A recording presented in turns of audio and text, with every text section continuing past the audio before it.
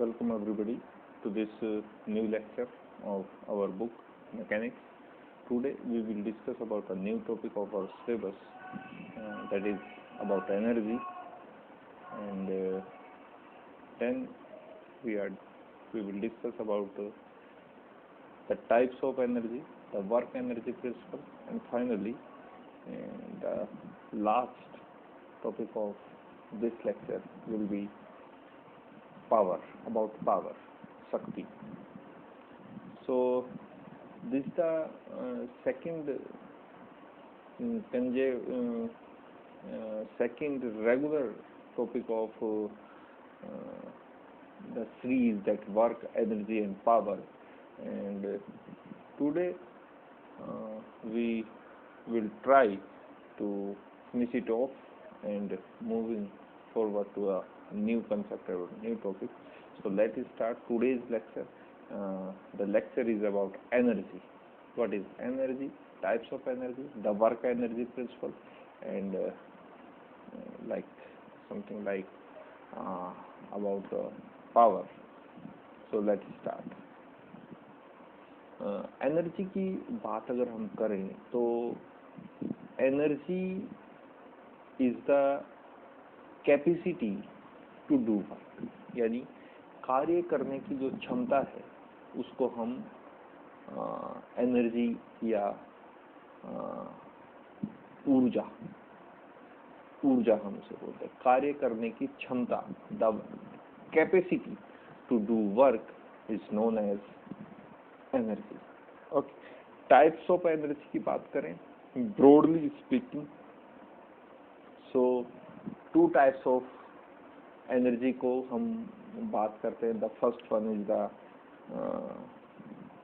Kinetic energy and the second one is the potential energy. गतिज ऊर्जा व स्थितिज ऊर्जा, इस बारे में हमें आज बात करनी है। So let's start.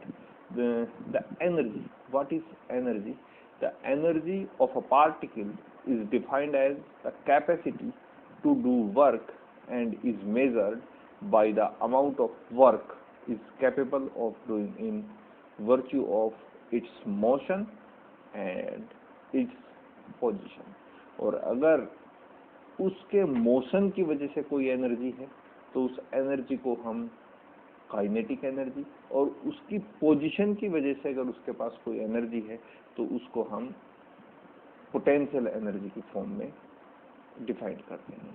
So basically the energy of a particle, this is the definition, this is the correct definition. The energy of a particle is defined as the capacity to do work, यानी कार्य करने की क्षमता ही किसी भी particle की, किसी भी बॉडी की, किसी भी मशीन की, किसी भी व्यक्ति की ऊर्जा कहलाती है। और अगर वही वर्क उसके मोशन की वजह से है, वही क्षमता उस मशीन, उस व्यक्ति, उस पार्टिकल के मोशन की वजह से है, तो उस एनर्जी को हम काइनेटिक एनर्जी की फॉर्म में डिफाइन करते हैं। और अगर उसकी पोजीशन की वजह से, उसकी स्थिति की वजह से है, तो उसी एनर्जी को हम पोटेंशियल एनर्जी की फॉर्म में डिफाइन करते हैं। ठीक है। So there are mainly two types of energy. The first one is the kinetic energy and the second one is the potential energy. Okay, so unit की बात करें अगर, तो एनर्जी को हम जूल में मेजर करते हैं। The unit of energy is the frequently used unit is joule. Okay, so energy क्या हुई? कार्य करने की क्षमता, कार्य करने की capacity, the capacity to do work. और ब्रॉडली स्पीकिंग तो हम एनर्जी को दो कैटेगरी में डिवाइड कर सकते हैं। The first one is the kinetic energy and the second one is the potential energy.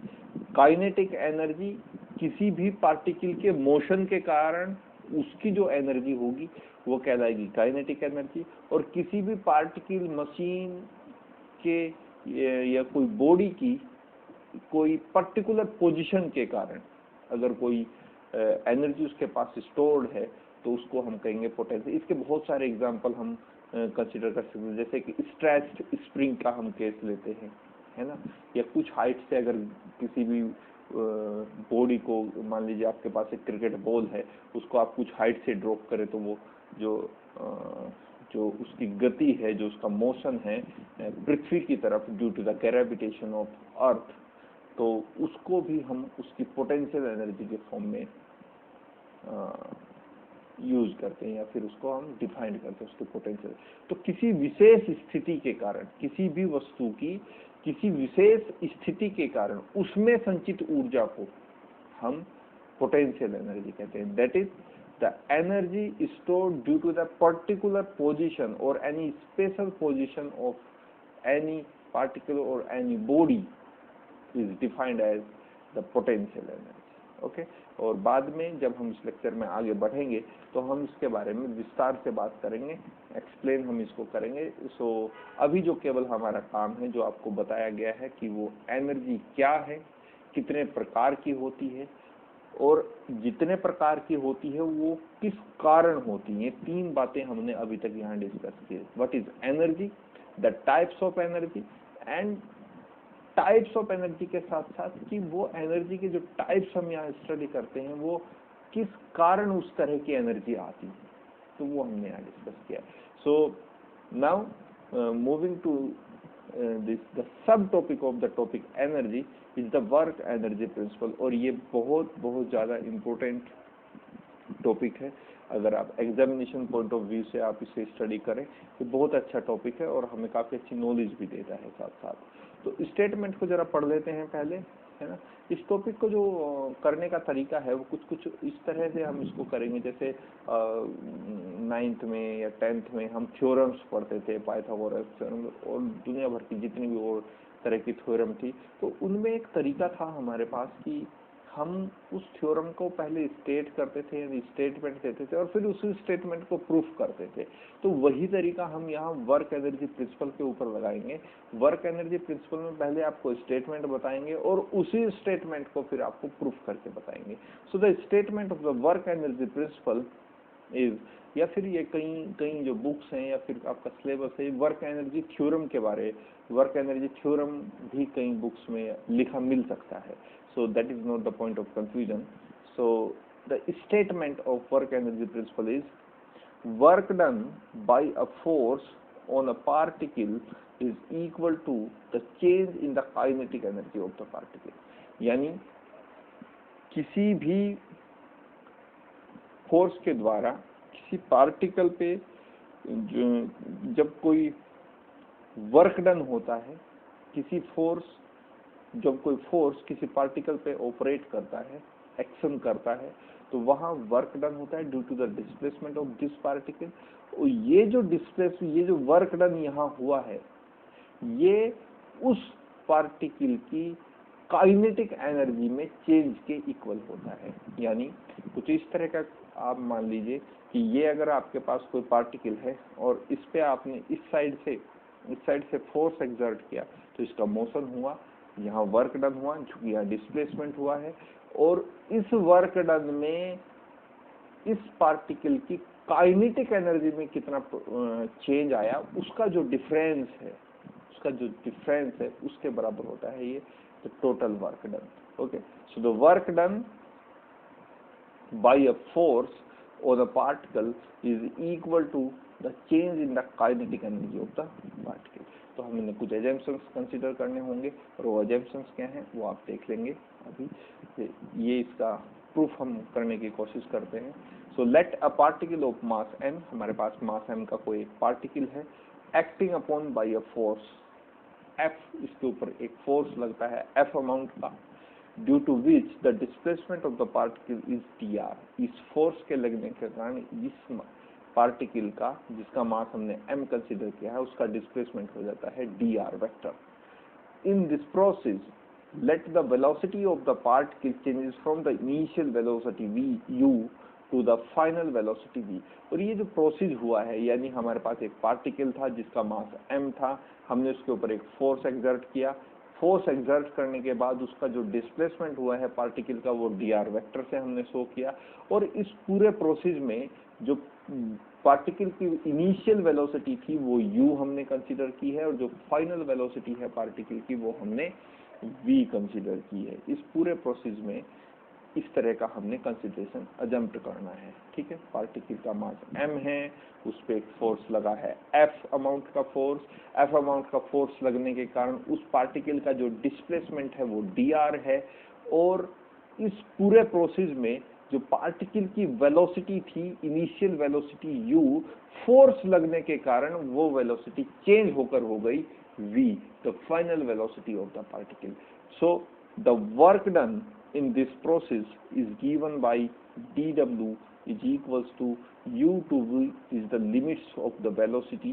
So f dot dr is the work done by the force F when it operated on that particle of mass m, displaces that particle by the displacement given by this particular displacement vector. So integration of dw is w, and on the right hand side look at here, these are the limits of velocity. तो हमें क्या करना पड़ेगा, जब integration के अंदर हमारे पास force है और डिस्प्लेसमेंट है, लेकिन जो हमारे पास यूनिट्स हैं वो वेलोसिटी की यूनिट्स हैं, तो वेलोसिटी की यूनिट्स होने की वजह से हमें जो इंटीग्रेंड्स हम बोल सकते हैं, इंटीग्रल के अंदर जो क्वांटिटी, जो टर्म्स लिखे हैं, उनको भी हमें कहीं ना कहीं वेलोसिटी की फॉर्म में चेंज करना पड़ेगा। तो लेट्स सी, सो f को हम लिख सकते हैं m dv/dt। क्यों लिख सकते हैं? This according to the second law of Newton that f equals to ma। f equals to ma, हम ये यहाँ आप देख सकते हैं, according to the second law of Newton f equals to होता है ma, और a जहाँ क्या है, m तो पार्टिकल का मास है, a उस पार्टिकल का एक्सीलरेशन है। तो एक्सीलरेशन को हम कैसे लिख सकते हैं? हम लिख सकते हैं the rate of change of velocity with respect to time. The rate of change of velocity with respect to time is defined as the acceleration of that particle.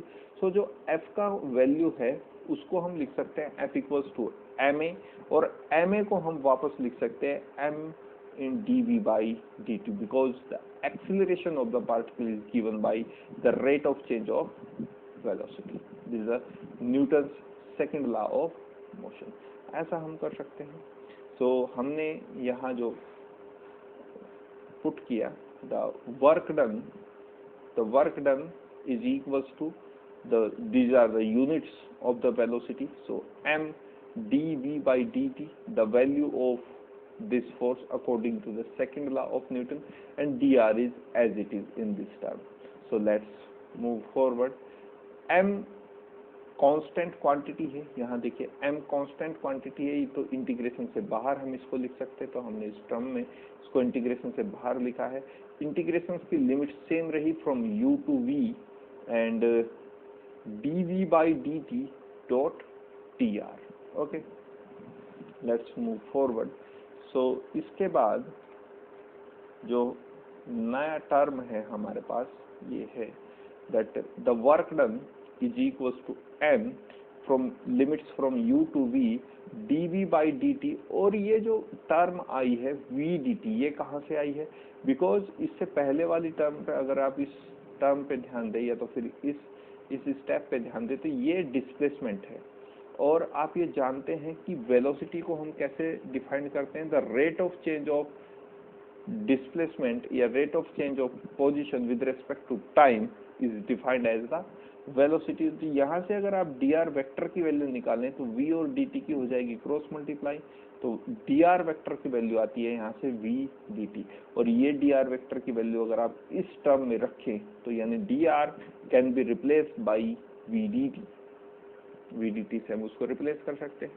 सो हमने इस स्टेप में w equals to m, integration से बाहर है, limits हमारे पास वही है from u to v, and dv/dt is the same this term, and dr the vector dr is replaced by v dt. So dt is cancelled with dt, and we are left with m is out of the integration, limits u to v and v dv. Okay, so because the dot product of two vectors is v dv cos theta, and angle between the v and dv is 0, so why the dot product of these two vectors is v dv. Okay and आप इस term को अगर आप अब analysis करें तो अब आप देख रहे होंगे कि जो लिमिट्स हैं उन्हीं के टर्म में अब हमारा इंटीग्रेंड्स हैं, तो अब इस इंटीग्रेशन को हम आराम से सॉल्व कर सकते हैं। आप ये जानते हैं v dv का जो इंटीग्रेशन होगा वो होगा half v square, that is the in the same way that we can do the integration of x dx, and always the integration of x ds gives us x square by 2. So in the same way the integration of v dv gives us v square by 2. M is out of the integration and also out of the bracket, so limits is u to v. First we put upper limit, negative sign, and then the lower limit. When we put upper limit, that is v is replaced by v, nothing is changed. The minus sign is coming from the rule of limits placing, and now the lower limit, that is u, is in place of v gives us this type of term. So when we multiply m in this bracket, so we are now with the term 1 by 2 mv square minus 1 by 2 mu square, and the whole term is equals to the work done W. So let's see here. Now the result is this, that the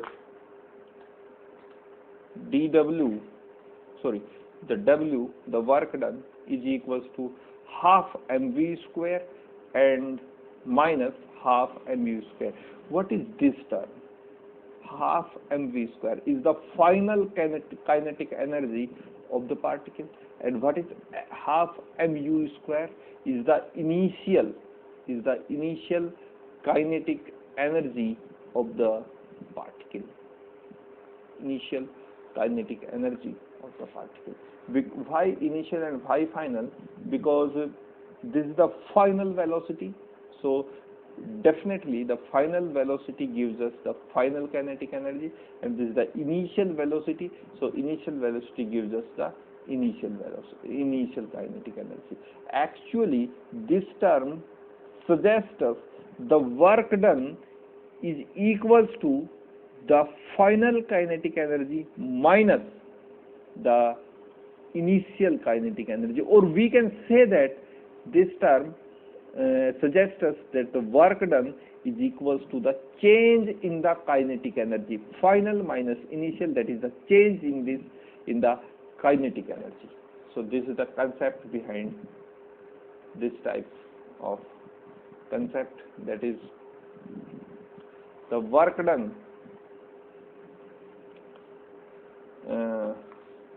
is equals to the final kinetic energy of the particle minus initial kinetic energy of the particle, or we can say that the work done is equals to change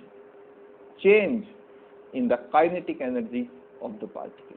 So this is actually the statement that we assume in the initial of this topic, that is the work done by a force on a particle is equals to the change into the kinetic energy of the particle.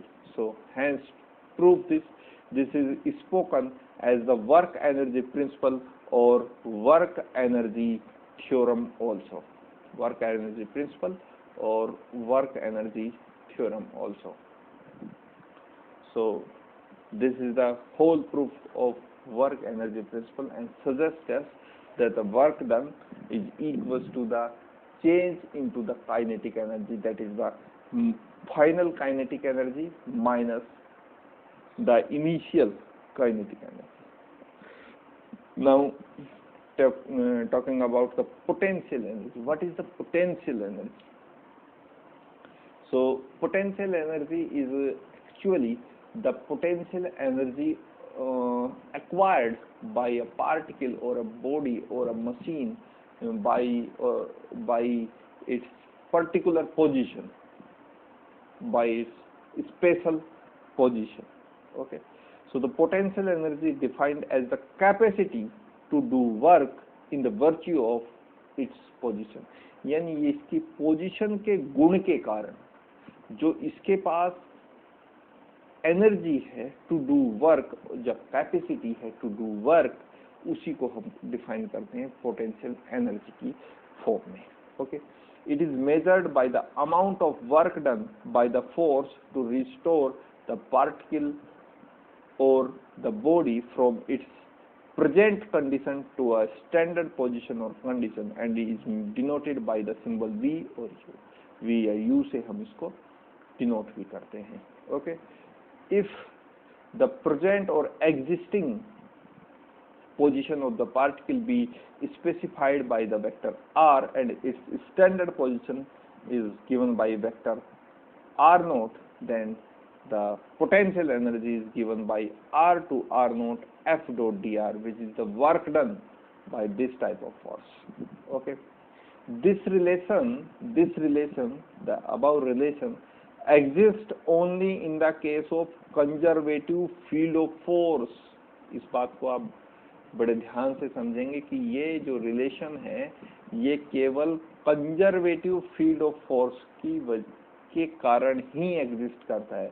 For the work done by a conservative force alone depends on the position of the particle and irrespective the path taken. यानी अगर आप potential energy की बात कर रहे हैं और आप उसको इस तरह की टर्म से डिफाइन करते हैं तो ये जो इंटीग्रेंट्स वाली टर्म है ये आपको वर्क डन देती है, और ये वर्क डन या फिर इस पोटेंशियल एनर्जी की ये फॉर्म केवल तभी सस्टेन करेगी जब ये जो फोर्स यहाँ वर्क कर रहा है इसका नेचर कंजर्वेटिव हो.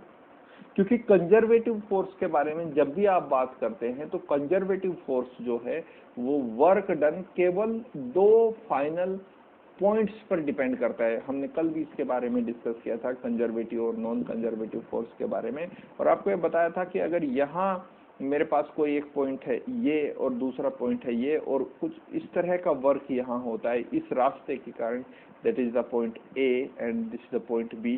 तो अगर ये वर्क डन इस पार्टिकल को पॉइंट ए से पॉइंट बी तक जिस फोर्स ने डिस्प्लेस किया है, मान लीजिए यहाँ कोई फोर्स वर्क कर रहा है एफ इस डायरेक्शन में इस पार्टिकल पे, तो एफ ने इस पार्टिकल को पॉइंट ए से पॉइंट बी तक डिस्प्लेस किया है, तो अगर इस फोर्स का नेचर कंजर्वेटिव है तो केवल ये जो फोर्स है ये केवल इन दोनों इस रास्ते के केवल इन दोनों पॉइंट्स पर डिपेंड करेगा. यानी कि इसको इस बात से मतलब नहीं है कि ये पार्टिकल यहाँ से पॉइंट ए से पॉइंट बी तक किस रास्ते पहुंचा है, केवल इसे इस पार्टिकल के जो वर्क डन है, जो फोर्स है जिसके कारण ये वर्क डन हो रहा है, अगर उसका नेचर कंजर्वेटिव टाइप का है, उसका नेचर कंजर्वेटिव है, तो वो केवल इस पॉइंट पे ध्यान देगा और वो फोर्स केवल पॉइंट बी पर ध्यान देगा. ये पार्टिकल पॉइंट ए से पॉइंट बी तक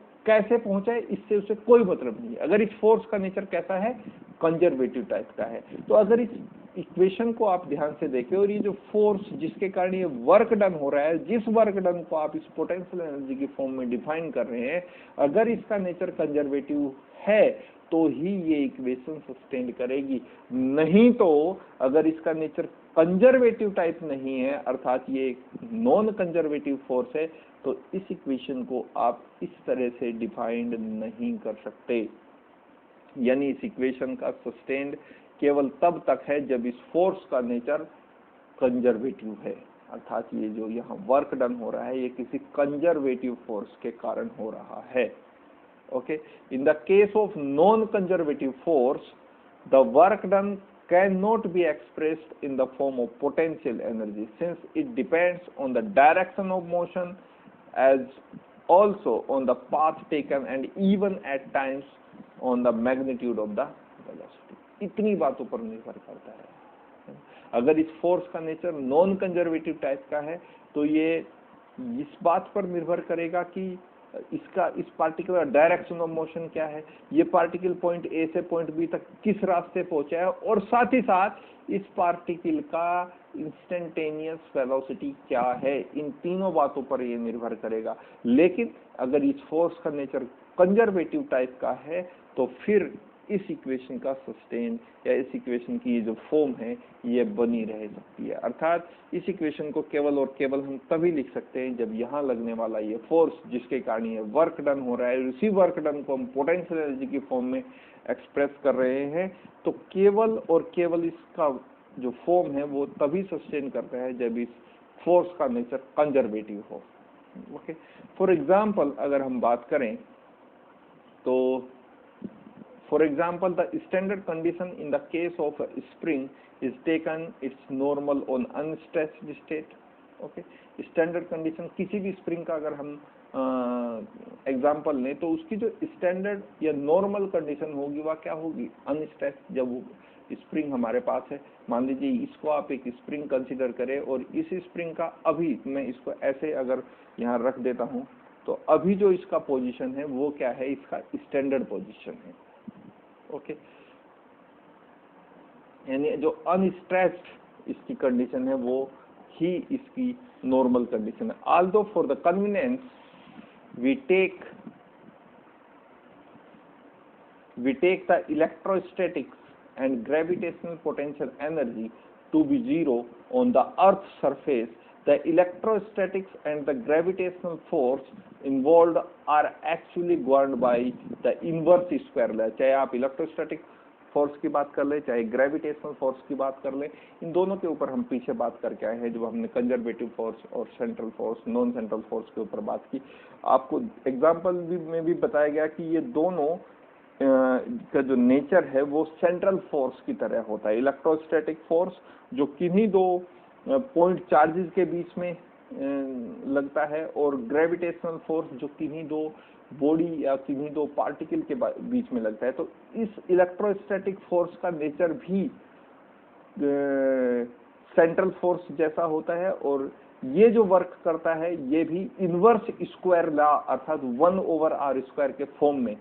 आपने ये स्टडी किया है पिछले वाले टॉपिक में कि ये जो इलेक्ट्रोस्टैटिक फोर्स है ये भी इनवर्स स्क्वायर लॉ के फॉर्म में वर्क करता है, और जो हमारे पास ग्रेविटेशनल फोर्स है ये भी इनवर्स स्क्वायर लॉ के फॉर्म में वर्क करता है। यानी आपने कुछ इस तरह से वहाँ स्टडी किया था कि अगर हमारे पास ये दो पार्टिकल हैं, इस पार्टिकल का मास m1 है, इस पार्टिकल का मास m2 है, तो और इनके बीच का जो डिस्टेंस है वो उसको आप अगर स्मॉल r कंसीडर करें तो ये इनके बीच में जो फोर्स लगेगा that is the gravitational force is equals to minus G m1 m2 over r²। और जी m1 m2 को हमने कांस्टेंट, चूंकि ये g भी एक यूनिवर्सल ग्रेविटेशनल कांस्टेंट है, m mass of the first particle is constant, assumed to be constant, and mass of the second particle m2 will be assumed to be as constant।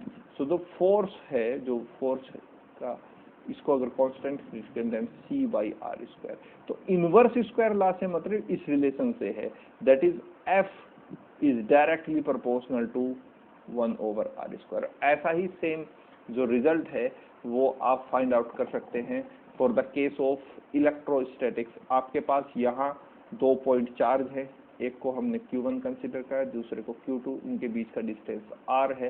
तो यहाँ जो electric force work करेगा वो करेगा K Q1 Q2 over r², और अगर numerator वाला factor constant है वो जो कि है भी, K की वैल्यू आप जानते हैं 1/4πε0, और जो बराबर होता है 9 × 10⁹ के।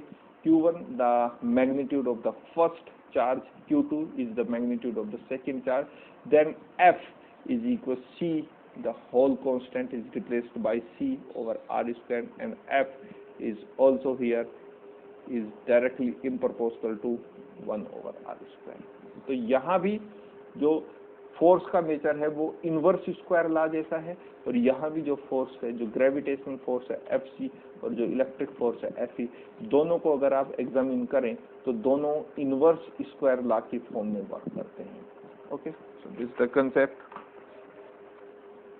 सो the electrostatics and the gravitational, both the forces are involved are actually governed by the inverse square law, so that the electrostatics, so that the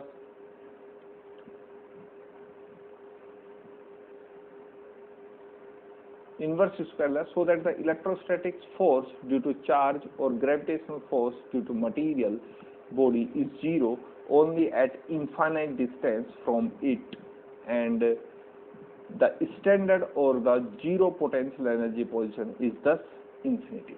और इसके बारे में हम जो रेफरेंस पॉइंट की यहाँ हम बात कर रहे हैं, इसके बारे में हम EMT में भी डिस्कस कर चुके हैं। जो हमारा स्टैंडर्ड रेफरेंस पॉइंट होता है वो हम इन्फिनिटी को कंसिडर करते हैं। सी लेवल के ऊपर भी हमने वहाँ बात की थी कि अगर आपने ये बहुत बार ये सुना होगा कि अगर आपने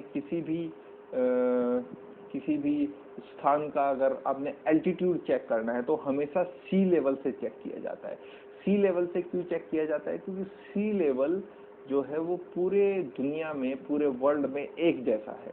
तो सी लेवल को किसी भी जगह की, अगर आप पर्टिकुलरली अगस्त मुनि की बात करें, ये हमने थोड़ा सा डिस्कस EMT की क्लास में भी किया था कि अगर आपको अगस्त मुनि की हाइट चाहिए तो आप उस हाइट को मेजर करते हैं फ्रॉम द सी लेवल।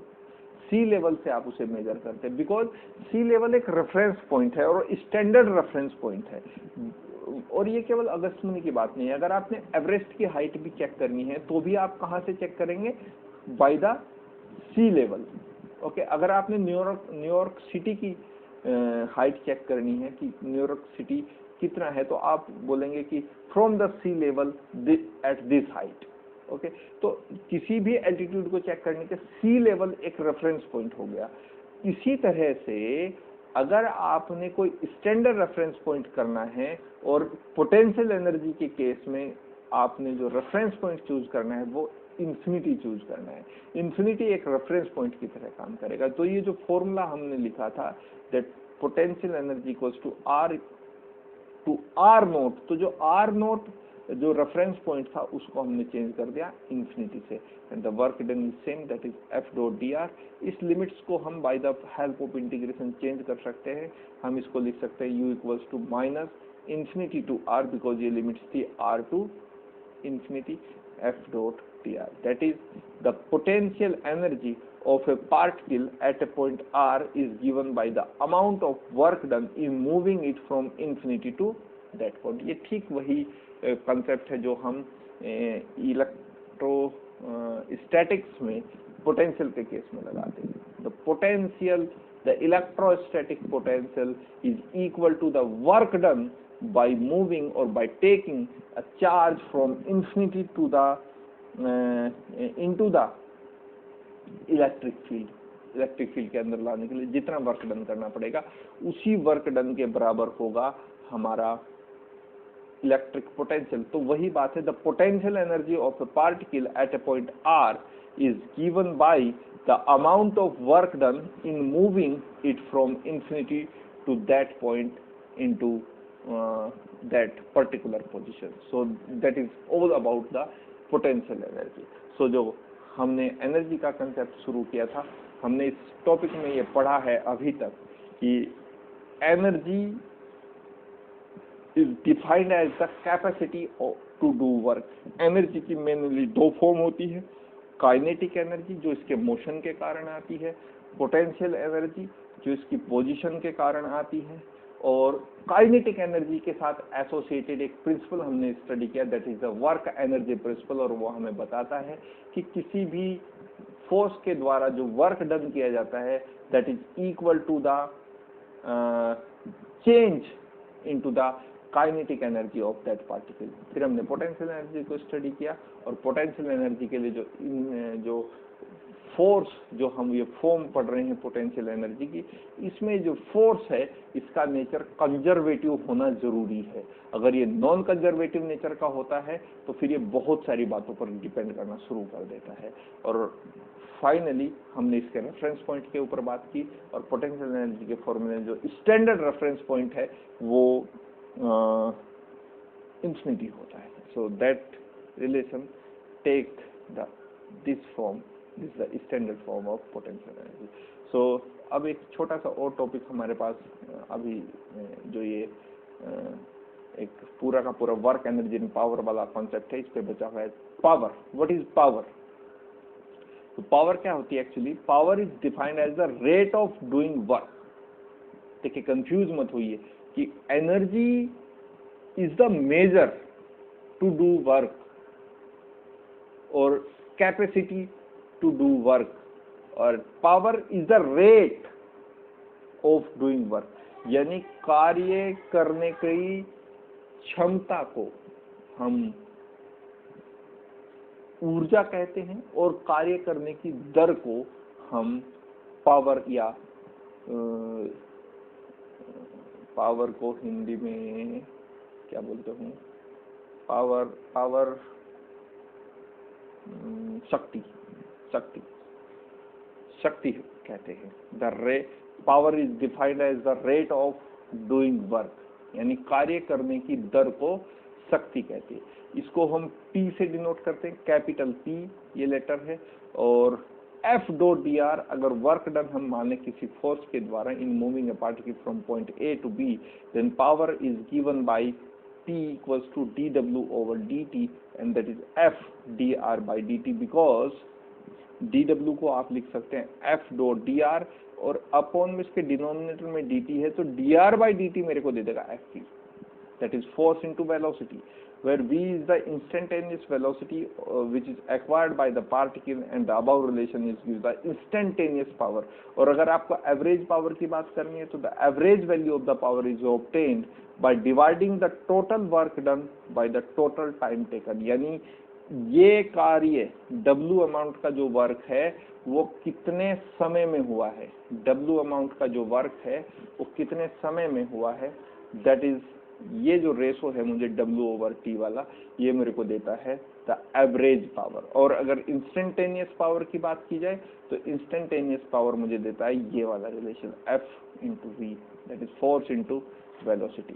अगर पावर की बात करें तो इसकी यूनिट्स की बात करें तो इसकी यूनिट होती है जूल पर सेकेंड, या तो फिर हम इसी यूनिट को कहते हैं watt. Okay, so students, that's all for now and meet you into the next one. Till then, thank you.